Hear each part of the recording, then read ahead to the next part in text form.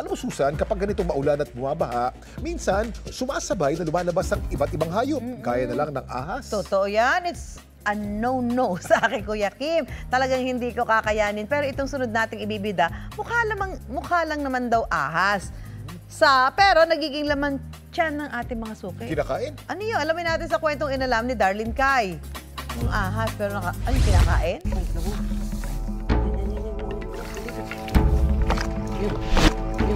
Mabagal ang kilos, pero matindi raw kumagat. Yung yari yan. Kakagat ka ba kung ang itinuturing na peste sa palayan?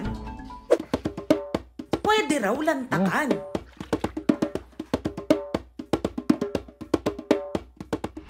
May ngusong tila humahaba na parang sawa at wala raw kawala rito ang mga insekto at suso sa palayan.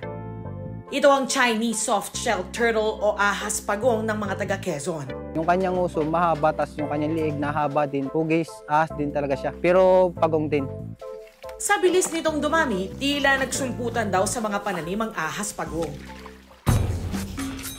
Kaya ang ilang magsasaka, sinubukan ng hulihin ang mga ahas pagong gaya ni JR. Di biro ang panguhuli ng ahas pagong, lalo na't nangangagat umano ito.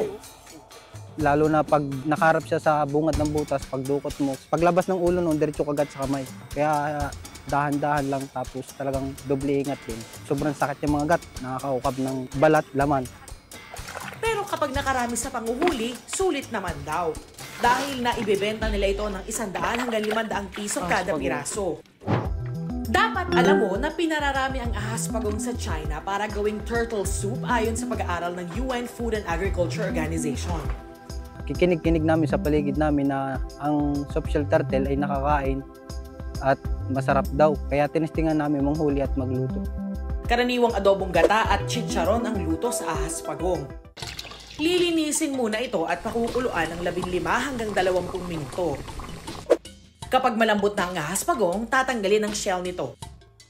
Ito yung napakalansa. Nagpapalansa to pag niluto. Parang atay po siya. Kukunin ang kulay dilaw na lamang loob ng ahas pagong.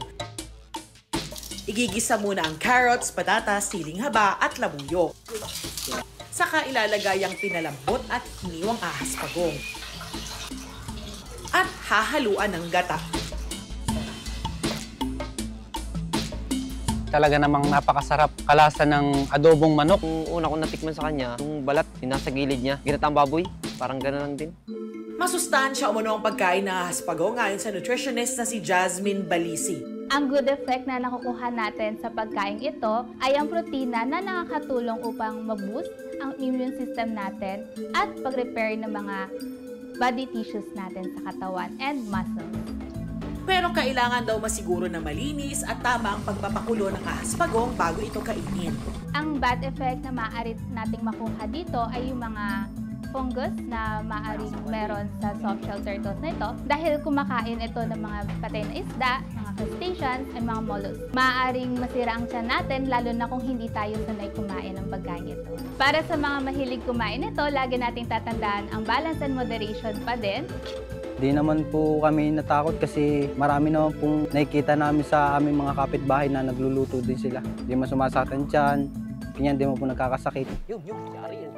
Peste man kung ituring, lamang siya naman ito sa ilan. Pero siguraduhing ligtas itong kainin bago subukan. Ako si Darlene Kai at yan ang kwentong dapat alam mo